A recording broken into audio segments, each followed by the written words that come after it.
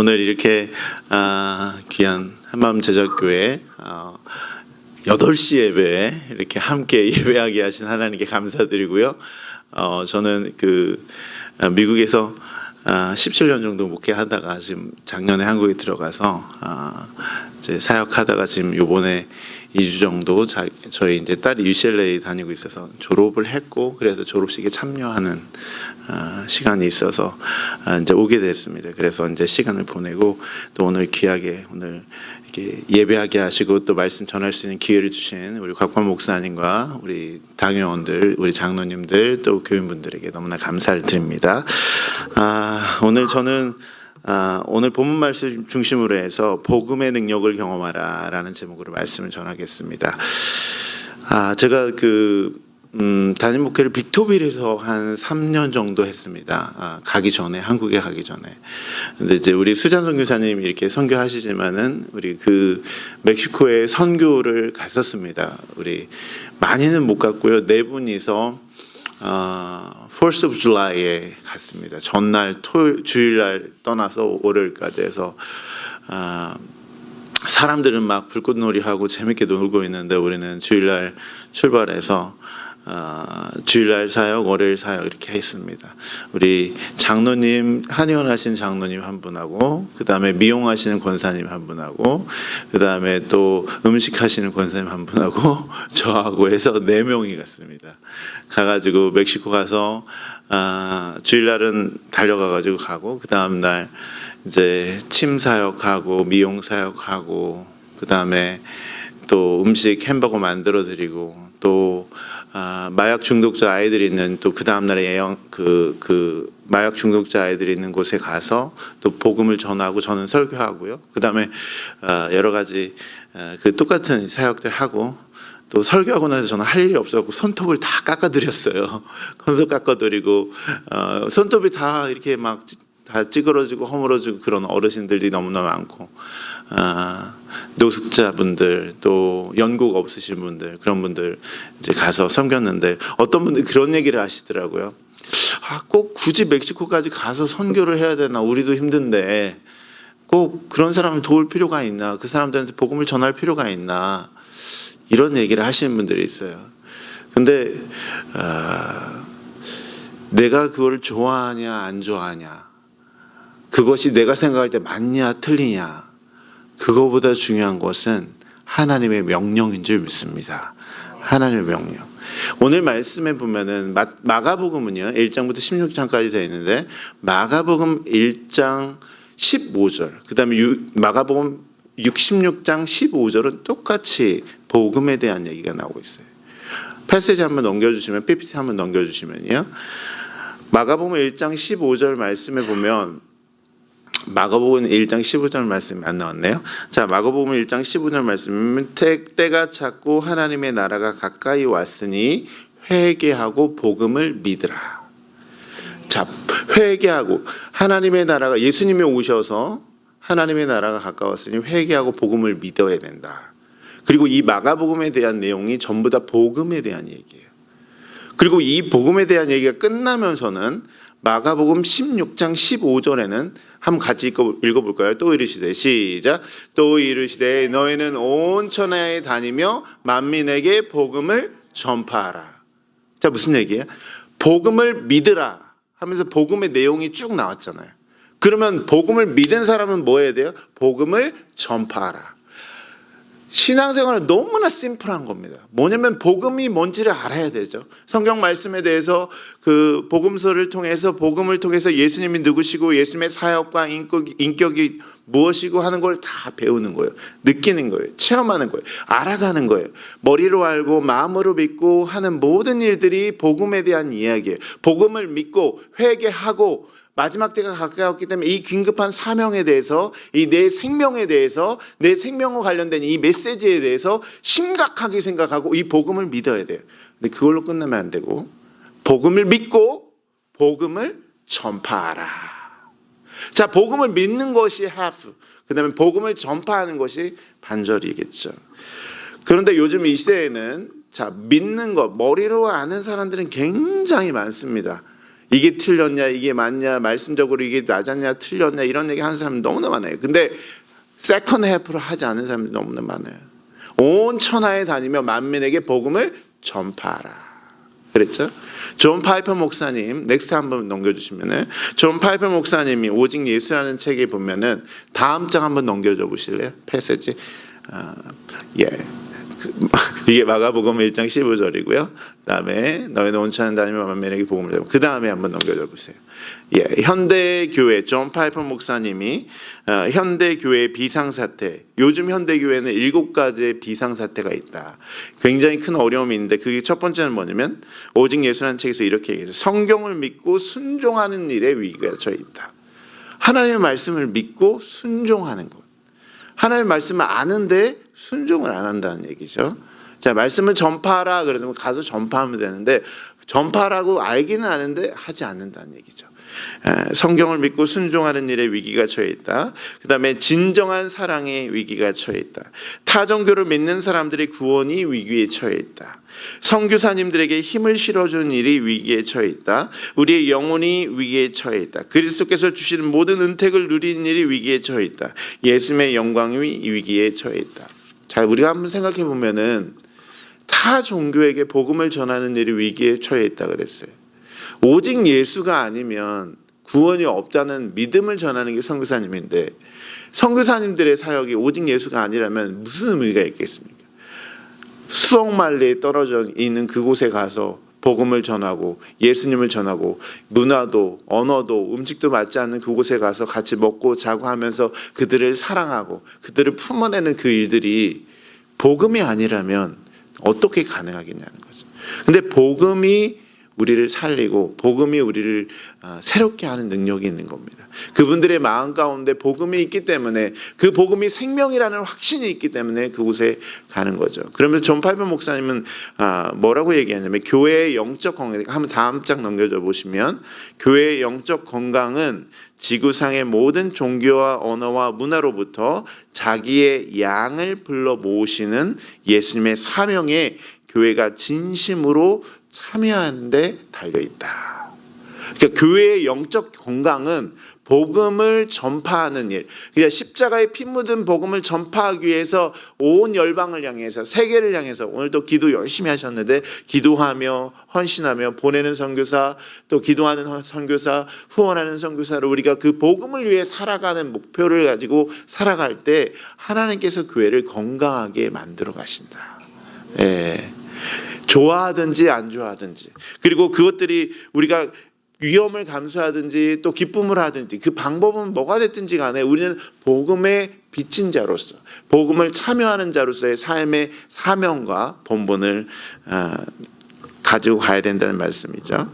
특별히 오늘 마가복음 16장에 보면은 이전에 패스지 읽지 않았지만 1장부터 쭉 내용에 보면은 여러분들 잘 아시는 막달라 마리아가 있습니다. 예수님을 만났어요. 그리고 예수님을 만나고 나서 제자들한테 가서 얘기했어요. 내가 예수님 만났다 얘기했어요. 근데 제자들이 믿지 않았어요. 엠마오로 가는 두 제자가 있었습니다. 근데 그 제자들도 예수님을 만나고 같이 식사하고 했어요. 그리고 우리가 예수님을 만날 때 예수님이 성경을 풀어주시고 마음이 뜨거워져서 예수님을 전했어요. 예수님의 부활을 전했어요. 근데 안 믿었어요. 다 예수님이요 제자들에게 나타나셨어요. 나타나셔서 그들에게 예수님의 몸을 보여주셨어요. 그리고 또 그들의 예수님의 그 죽으심을 통해서 부활을 통해서 예수님이 사랑하신 것을 보여주셨어요. 그런데도 믿지 않았어요. 움직이지 않았어요. 제자들은 여전히 예루살렘의 갇힌 문에 있으면서 여전히 우울한 채로 침울한 채로 주저앉아서 복음이 예수님이 죽으셨다 살아났다는 복음의 능력이 있었음에도 불구하고 그들은 여전히 예수님을 슬퍼하며 자기의 스승이 돌아가신 걸로 인해서 힘들어하고 괴로워하고 주저앉아 있었다는 거죠. 그런데 오늘 성경 말씀을 보면 예수님이 그들에게 나타나셔서 그들에게 다시 한번 기회를 주시면서 말씀하신 내용이 오늘의 본문의 내용입니다. 특별히 오늘 여러분들에게 묻고 싶어요. 여러분들에게 질문하고 싶어요. 여러분들에게 예수님은 어떤 분이신지요? 예수님은 지금 여전히 무덤에 계셔서 나를 위해 죽으시고 십자가에 돌아가셨지만 그냥 죽으신 분으로 예수님을 누이신 그 예수님의 십자가의 무덤에 예수님으로 기억하고 있으신지, 아니면 우리의 예수님, 내가 믿는 예수님은 부활하시고 승천하셔서 하나님 보좌 우편에 계시고 인 오주 만물을 창조하시고 다스리시고 또 우리의 교회의 머리가 되신 예수님으로 우리에게 힘을 주시고 능력을 주시는 분이신지, 우리가 어떤 예수님을 믿고 살아가는지 그게 너무나 중요합니다. 그런데 오늘 예수님께서는 오늘 말씀을 정리하면서 이렇게 얘기했어요. 너희는 온 천하에 다니면서 만민에게 복음을 전파하라.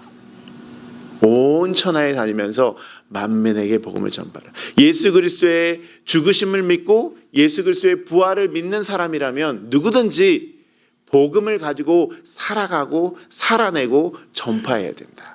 그러면서 복음을 믿는 사람들에게는 여기 보면 여러 가지 특징들이 나오는데요. 여기 성경에 보면 이렇게 나와 있어요. 너희 온 천하에 다니면, 우리 15절 16절 말씀 보시면, 믿고 세례를 받는 사람은 구원을 얻을 것이요 믿지 않는 사람은 정죄를 받으리라.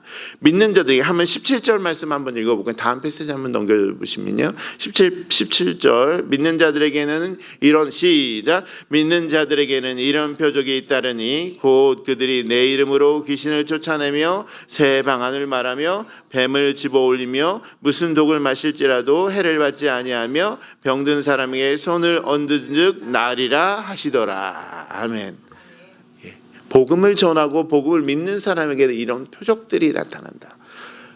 하나님께서 말씀하신 대로 귀신을 쫓아내고 새 방언을 말하고 뱀을 집어 올리며 독을 마실지라도 해를 받지 않으면 병든 사람에게 손을 얹은즉 나으리라. 그러면서 더 중요한 거는 19절 20절 보시면 한번 같이 읽겠습니다. 19절 20절 시작. 주 예수께서 말씀을 마치신 후에 하늘로 올려지사 하나님 우편에 앉으시니라. 제자들이 나가 두루 전파할새 주께서 함께 역사하사 그 따르는 표적으로 말씀을 확실히 증언하시니라. 아멘. 예수님이 말씀하신 다음에 무슨 일이 일어났냐면, 예수님께서 말씀하시고 나서 예수님은 하늘로 올라가셨어요. 하나님 보좌 우편으로 승천하셨다는 거죠. 승천하셨다니. 그러면 이 말씀이 누구에게 맡겨진 건가요? 제자들에게. 제자들에게 복음을 전할 사명을 위임하신 거죠. 그리고 예수님은 복음에 대해서 알려주셨고 예수 그리스도의 복음이 무엇인지를 체험하게 하셨고 깨닫게 하셨지만 그것을 전하는 책임은 우리에게 맡겨주셨다. 그리고 그것을 전하는 자에게, 여기 성경에 보면 제자들이 나가 두루 전파할새, 20절에 주께서 함께하사. 전파할새. 사랑하는 성도 여러분, 복음을 전할 때 임마누엘을 경험하게 되는 줄 믿습니다. 왜 우리의 삶 가운데 하나님의 임재를 경험하지 못할까요? 내 삶이 왜 이렇게 무력하지? 나는 왜 이렇게 피곤하지? 내 삶 가운데 하나님의 임재가 왜 이렇게 느껴지지 않지? 자, 질문 드립니다. 복음을 위해 살아가고 있는지요? 내가 복음을 위해서 그리스도의 십자가를 전하는 일을 위해서, 내가 믿는 그 생명의 말씀과 복음을 전하는 일을 위해서 내 삶을 드리기 위해서 그것에 포커스가 되어 있는지요? 그것이 아니라 잘 먹고 잘 살고 자식들이 잘 살고 오래 살고 하는 인간적인 어떤 세상의 행복과 어떤 자랑거리를 위해 살아간다면 우리의 삶에는 그 한계가 있습니다. 그러나 중요한 건 복음을 가지고 복음을 믿고 복음을 전할 때 주님께서 함께 하시는 줄 믿습니다. 우리가 복음을 전할 때 주의 임재를 느낀다니까요. 복음을 전할 때, 복음을 믿고 복음을 전할 때 주님이 함께 하셔요. 여러분들 다 아시는 말씀, 세계 선교와 복음 전도, 그러니까 세계 선교와 복음을 전할 때, 오늘 선교 헌신 예배라고 말씀하셨는데, 복음을 전파하고 세계 선교하는 일은 우리가 해도 되고 안 해도 되는 일이 아닙니다. 그거는 하나님의 명령이기 때문에 무조건 해야 됩니다. 내가 좋아하고 안 좋아하고의 문제가 아니에요. 예수님께서도 마태복음 28장에도 말씀하셨죠. 하늘과 땅의 모든 권세를 내게 주셨으니 그러므로 너희는 가서 모든 족속으로 제자를 삼아 아버지와 아들과 성령의 이름으로 세례를 주고 내가 분부한 모든 것을 가르쳐 지키게 하라. 볼지어다 내가 세상 끝날까지 너희와 항상 함께 있으리라. 자, 복음을 전하면, 복음을 전하기 위해서 열방을 향해서 복음이 필요한 곳으로 나아가서 복음을 전하면 주님이 그곳에서 함께 하신다. 복음을 전하는 사람과 함께 하신다. 내가 있는 그곳에서 복음이 전해지면 주님이 그들과 함께 하신다. 그러니까 임마누엘이라고 하는 곳은 복음과 함께 한다는 말씀이시죠. 특별히 우리가 예수님의 비하와 승기라는 중요한 어떤 컨셉이 있는데, 예수님이 낮아지시고 높아지시는 과정들이 있었죠. 예수님이 성류 시행하시고 인카네이션, 그다음에 예수님이 고난당하시고 서퍼링, 비하여, 그 다음에 서퍼링, 고난당하시고, 예수님 크루시픽션, 십자가에 못 박히시고, 그 다음에 장사 지내시고, 베리얼. 그래서 예수님이 낮아지시는 4단계, 그것을 예수님의 비하라고 합니다. 이게 예수님의 삶이죠. Downward mobility, 떨어지는 과정. 예수님의 인생은요, 어떻게 보면 비참한 인생이었어요. 그냥 이 땅에 와서 하나님의 뜻에 순종하고 어떤 부귀영화를 누리지 못하고 그냥 철저하게 하나님의 뜻에 따라서 인류를 구원하기 위한 하나님의 계획에 순종하시고 십자가에 못 박히시고 죽으신 게 예수님의 인생이에요. 근데 그게 끝이냐? 아니요.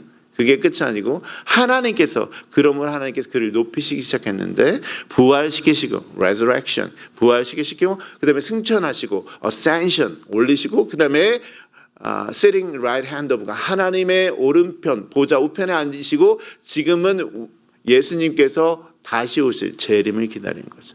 지금 예수님은 하나님 보좌 우편에 계시고 우리는 Jesus second coming, 예수님의 오심을 기다리는 그 단계. 지금으로 봤을 땐 7단계에서 8단계 사이죠. 예수님이 낮아지시면 4단계, 그다음에 올라가심, 그다음에 7단계, 8단계 사이, 예수님 오실 날을 기다리고 있는 상황이에요, 우리는. 근데 이 과정에서 가장 중요한 게 뭘까요?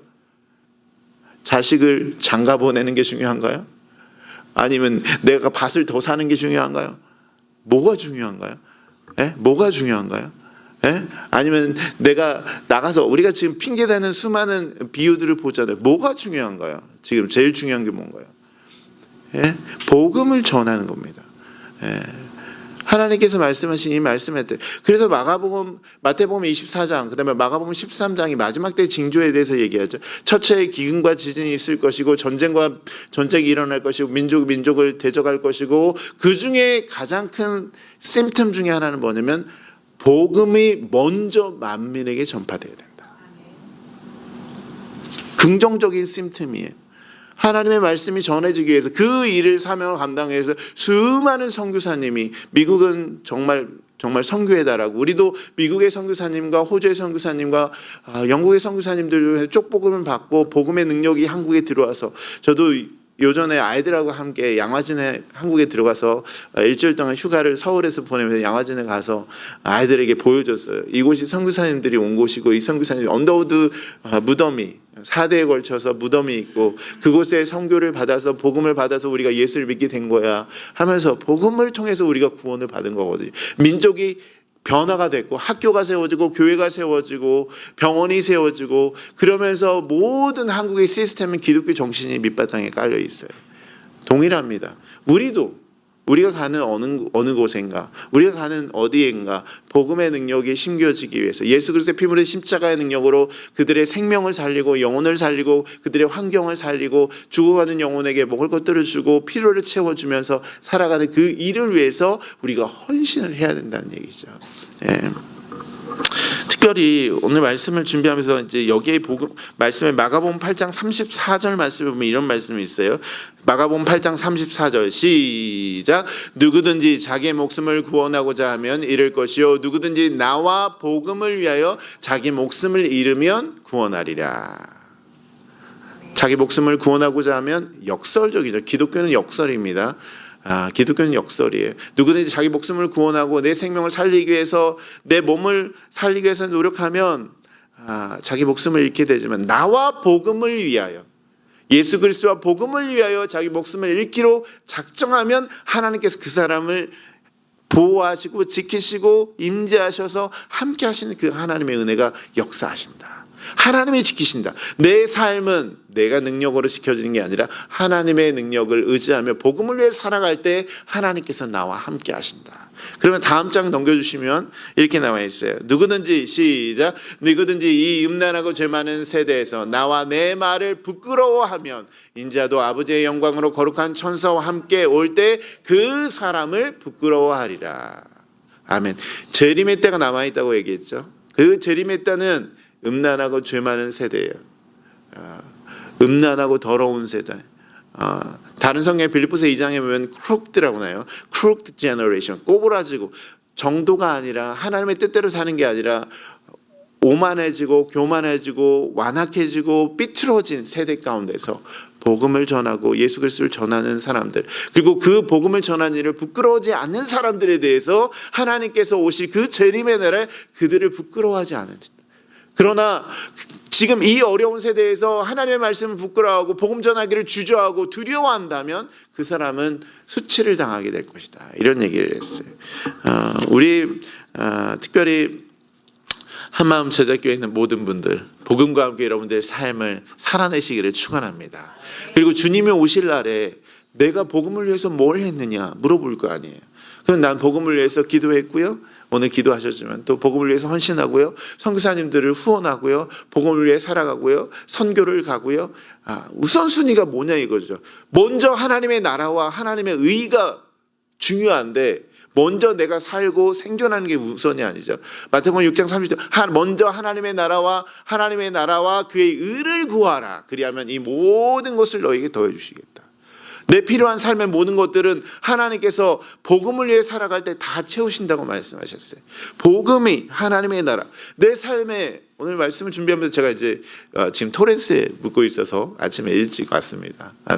우리 집사님 댁에서 지금 묵고 있는데 오면서 이런 생각을 했어요. 여전히 LA는 아름답고 프레이는 차가 없고 요즘에 월드컵 하다 보니까 더 차가 없는 것 같아요. 그런데 이런 생각을 했어요. 내가 보이는 게 뭔가? 자, 내 눈에 보이는 게 달러가 보이냐? 내가 보이는 게 가족의 행복이 보이냐? 내 눈에 시뻘겋게 내가 보이는 게 뭐냐? 예수 그리스도의 피 묻은 십자가가 보이냐? 하나님의 나라가 보이냐? 내 눈에는 지금 뭐가 보이느냐? 아니면 죽음이 보이느냐? 내 눈에 뭐가 보여야 되느냐? 내 눈에는 하나님의 나라가 보여야 됩니다. 할렐루야. 하나님의 나라가 보여야 돼요. 내 눈에는 이 땅에 우린 돈 벌기 위해서 온 게 아니에요. 이 땅에 건강하게 살기 위해서 온 게 아니에요. 이 땅에 자식들 잘 키우려고 온 게 아니에요. 이 땅에서 복음을 믿기 위해서였어요. 이 땅에 하나님의 나라가 어떻게 펼쳐지는지 보기 위해서 왔어요. 이 땅에서 하나님의 복음의 능력이 어떻게 나타나는지를 내 눈으로 체험하기 위해서 온 거예요. 복음과 상관없는 삶은 아무 의미가 없어요. 근데 복음을 믿고 복음을 전할 때 하나님의 생명이 우리 안에 새롭게 역사하는 걸 경험해요. 나라는 존재는 단순히 먹고 사는 존재가 아니라 나라는 존재는 하나님의 영이 하나님의 말씀을 순종할 때, 복음을 전파하는 그 말씀을 순종할 때 새로운 하나님의 비전과 역사들이 체험되는 것을 경험하는 사람으로 우리는 새로워지는 거죠. 내가 알지 못했던 나, 그 내가 체험되는 거예요. 특별히 제가 복음을 전하는 그 전략이라 그럴까요? 전략을 간단하게 우리가 설명해 보면, 한번 다음 페이지 넘기면 blessed라는 단어가 있는데요. 너무나 심플합니다. blessed, building a relationship. 자, 복음 전하는 방식은 너무나 쉽습니다. building a relationship, 관계를 맺고요. 두 번째, listening, 잘 들어줘야 돼요. 잘 들어줘야 돼. 관계를 맺었는데 내가 혼자 얘기하면 안 되고, 자, 잘 들어줘요.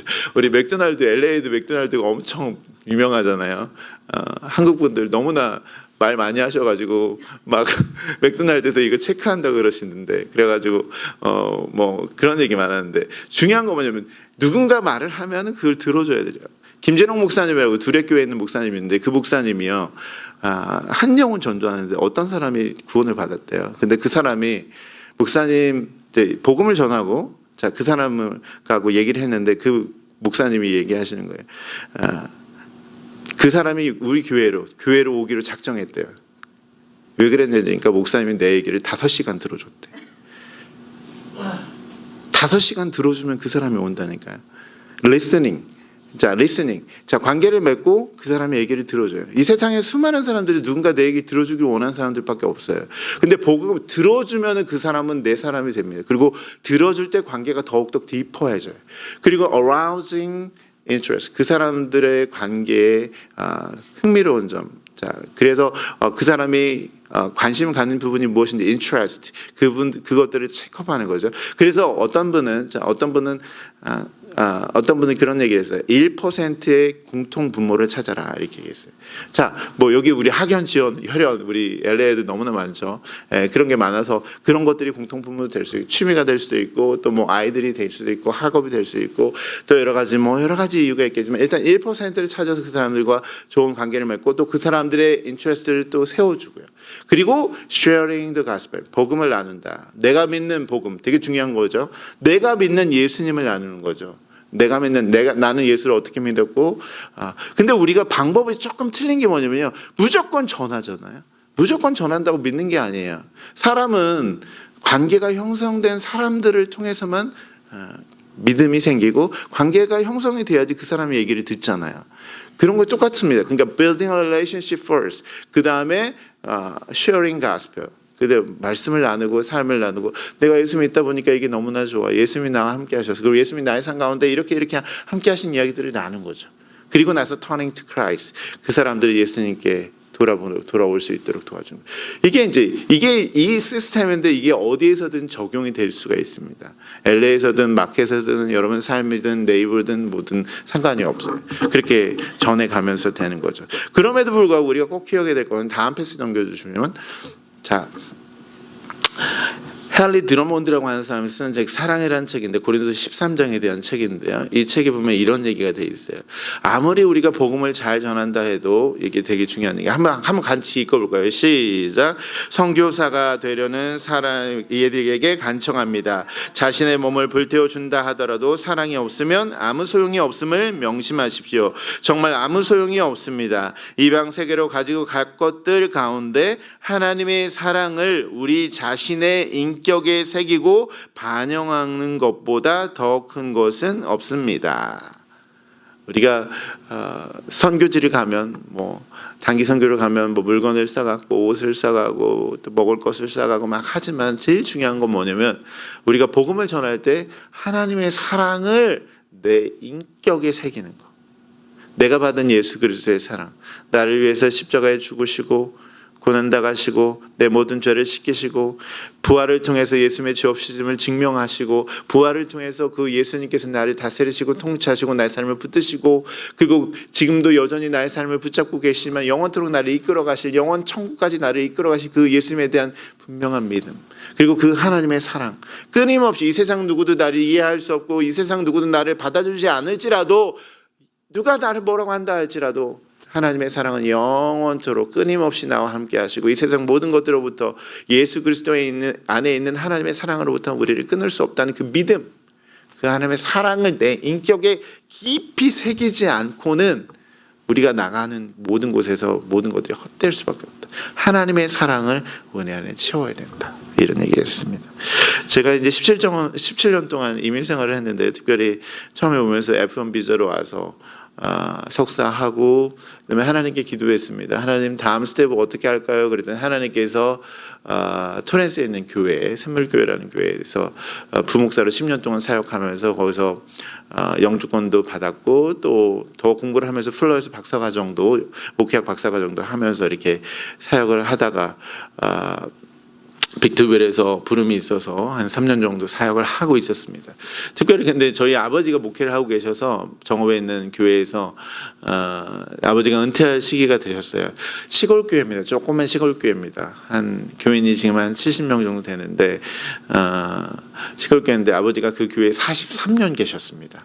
43년 계셨고 계시는 동안에 최선을 다해서 충성스럽게 목회하시고 이제 은퇴하실 때가 됐는데 이제 그 동안에 교인들이 이제 아이들을 떠나서 직장을 따라서 이제 이사를 갔지만 주변에 뭐 군산이나 익산이나 전주나 이런 쪽으로 떠나갔지만 교회를 1시간씩 걸려서 와요.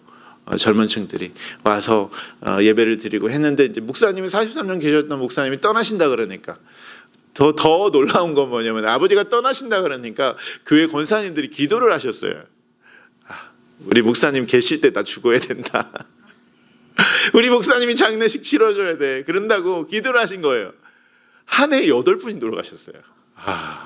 그 전에는 3분 돌아가시고 10분이 교회가 황해요. 다 돌아가시고 교회는 이제 위기가 왔어요. 위기가 왔어요. 이제 이 젊은 층들은 목사님이 떠나면 떠나겠다. 그리고 이제 근데 이 교회는 이제 20명, 30명 되는 이제 시골 교회로 쪼그라드는 거예요. 우리 주변에 이제 공단이 3개가 있어서 있긴 한데 아파트도 들어오고 그래서 약간 교인이 3분의 1은 그쪽 지역에 사는 분들, 나머지는 시내나 외부에서 오시는 분들인데 교회는 위기가 찾아왔어요. 그래서 기도하고 교인들이 이제 아버지에게 후임을 구해 보라고 그래서 아버지 인터뷰도 보시고 이제 막 봤는데 또 안 맞고 그래서 결국에는 아버지 임기 동안에 구하지 못해서 청빙위원회가 구성이 돼서 청빙위원회가 이제 기도하고 막 준비하고 있다가 저한테 전화가 왔어요. 올 수 있겠냐? 꼭 와줬으면 좋겠다. 그래가지고 저도 이제 우리 아이들도 저기 여기가 지금 대학교 이번에 딸이 졸업을 했고 아들은 지금 UCR 2학년 이제 다니고 있거든요. 애들도 있고 고민이 되게 많이 됐죠. 그리고 저는 사실 우리 목사님도 얘기했지만 제가 배드민턴을 조금 칩니다. 그래서 배드민턴 치면서 우리 목사님들의 건강을 책임지고 있고 왜냐면은 우리 보시면 알겠지만 목사님들이나 사모님들 건강이 안 좋으신 분들이 많거든요. 그래서 같이 밸런스 육체도 영혼도 건강을 챙겨야 되기 때문에 배드민턴도 치고 있고 그다음에 사실 저는 미국 목회가 좀 맞다는 느낌이 있거든요. 사실은 그래서 정말 좋아요. 왜냐면 세팅 자체가 좋으니까 한국은 너무나 일이 많고 그랬는데 계속 그런 거예요. 그래서 기도하면서 하나님 어떻게 할까요? 어떻게 할까요? 막 그랬어요. 근데 우리 와이프가 한국을 너무 가고 싶어요. 미국에서 너무나 일만 하다 보니까 너무나 지쳐가지고 그래가지고 한국 가고 싶어하고 그리고 또 무엇보다 더 중요한 건 뭐냐면 우리 장모님 장인어른이 예수를 믿지 않으셔요. 저희 어머님이 살아계신 우리 생모 어머님께서 어머니 모친이 60대 초반에 들어가셨어요. 사모님이 복음 전하다가 신방 가시다가 지주마카 출혈로 이렇게 들어가셨어요. 일찍. 그래서 새어머님하고 아버지가 은퇴를 마무리 잘 하셨는데 지금 예수 그때 10년 2014년에 돌아가셨는데 그때 이후로 어머니에 대한 장모님 장인어른이 예수 안 믿고 돌아가시는 거에 대한 그 어떻게 하지 하는 그 불안감이 있는 거예요. 그래서 우리 장모님 장인어른이 제가 한국으로 돌아가면 교회 다니기로 결심을 하고 확답을 받고 그래가지고 확답을 받고 가기로 했어요. 그리고 장인어른 장모님 그다음에 우리 마택교회 교회에 대한 그 사랑 제가 4살 때 그 교회 갔거든요. 그리고 그 4살 때 가서 아버지 43년 계시는 동안에 제가 거기서 대학교 때까지 컸으니까 굉장히 사랑하는 교회죠. 그래서 제가 그곳을 향해서 가기로 결정해서 작년에 이제 가게 됐고 그래서 올해 3월달에 위임식을 했습니다. 그래서 이제 했는데 가게 된 결정적인 계기 중에 또 하나는 뭐냐면 그곳에 있는 아이들이에요. 아이들이 있어요. 근데 시골의 아이들이 전교생이 초등학교 35명이에요. 그리고 그 옆에는 50명. 시내 나가면은 이제 쭉 100명, 200명, 제일 학군 좋은 파락군 같은 정오부의 파락군 같은 700명까지 있어요. 그래서 작년에 가서 우리가 영어 캠프를 하면서 접촉점이 엄마들은 영어에 관점이 많잖아요. 그래서 접촉점을 찾아라. 엄마들의 접촉점을 찾아라. 그래서 영어였고, 그다음에 아이들에게 영어를 어떻게 가르칠 것인가, 복음을 어떻게 가르칠 것인가, 그걸 가지고 고민을 하면서 아이들은 놀이를 통해 배운다. 교육학적으로. 그래서 이제 예수님에 대해서, 복음에 대해서 가르치지만 성경에 있는 인물들. 그래서 글로벌 리더십에서 아이들 노아랑 모세랑 뭐 이런 바이블 캐릭터들을 가지고 가르치고요. 월요일부터 수요일까지 그다음에 세션을 정해서 가르치고 아이들과 게임하고 그다음에 또 그것들을 체험하는 거죠. 계속 주입식으로 가르치는 게 아니라 한 10분 정도 15분 정도 한국말로 하고 또 영어로도 해주고 하면서 아이스 브레이킹도 하고 여러 가지 그것들을 이제 체험하는 거예요. 놀이를 통해서 드로잉을 통해서 그다음에 액티비티를 통해서 그다음에 뭐 여러 가지 것들을 통해서 애들에게 체험하는 그런 시간들을 가져서 작년에 1회 마태 잉글리시 캠프를 했습니다. 근데 이게 뭐냐면 성경학교가 아니에요. 성경학교 설교가 없어요. 설교를 하는 게 아니에요. 선생님들에게 복음을 제가 확실하게 심어주고 그 선생님들이 아이들에게 복음을 전달하는 거예요. 근데 방식은 좀 틀리지만 아이들이 복음을 믿게 됐어요. 이 캠프를 하고 나서 50명을 모집했는데 50명이 왔고 캠프를 통해서 아이들이 예수님을 모르는 아이들이 너무나 많다는 걸 깨달았어요. 그리고 올해 2회 영어 캠프를 하게 됐는데 다음 패스 넘겨주시면 올해 2회 캠프를 하게 됐는데 이제 이번부터는 좀 더 업그레이드 돼가지고 QR 코드도 들어가고 우리 강사진들 여기에 있는 우리 딸이랑 아들이랑 또 우리 집사님 자제분들 해서 이렇게 가서 6명이 가서 올해는 하기로 되어 있습니다. 그래서 7월 27, 8, 9 이렇게 해서 하기로 되어 있는데 복음을 위해서 가는 거죠. 아이들에게 복음을 전파하고 그 동안에 복음을 가르치고 이번에 같은 경우는 사역률도 가르치고 여러 가지 것들 가르쳐 주는데 중요한 건 뭐냐면 이 일이 끝나고 나서 무슨 일이 있었냐면 애들이 영화를 보러 갔대요. 영화를 보러 갔는데 애들이 킹 오브 킹스라는 영화가 있는 거예요. 그런데 예수 안 믿는 애들이에요. 예수 안 믿는 애들. 엄마 나 이거 마태교회에서 봤는데 예수님에 대해서 이거 얘기하는 거 아니야? 이렇게 얘기를 했다는 거예요. 애들이 예수를 전혀 몰라요. 예수를 전혀 모르는 애들 엄청 많아요. 그리고 요번에 우리가 조사를 해보니까 정읍에만 아이들이 없는 줄 알았는데 정읍에만 애들이 3,000명이 있어요. 예. 그래서 여기는 우리가 보지 못했을 뿐이지 우리가 찾아야 되고 우리가 그들을 구원해야 되고 그들 중에 아이들 우리가 지금 넥스트 제너레이션은 아예 예수를 모르는 애들이 엄청 많아요. 북면이 우리는 촌이에요. 북면이에요. 면이에요. 면 소재지도 아니에요. 면에서 더 들어가야 돼요. 촌에 있어요. 우리가 전단지를 다 나눠주면서 플라이어 이거 다 나눠줬거든요. 북면이 어디예요? 마태교회가 어디예요? 전혀 몰라요. 그러니까 우리가 모르지만 그럼에도 불구하고 전하고 가르치고 얘기하니까 애들에게 복음이 들어가기 시작했고 우리 세대는 예수를 믿고 잘 믿어왔지만 다음 세대들은 예수님의 예자도 모르는 애들이 엄청나게 많아요. 그리고 그런 아이들을 섬기기 위해서 갔고요. 자, 근데 결론적으로 지난번에 우리가 작년에 했던 영상 잠깐 보시고 말씀 마치도록 하겠습니다.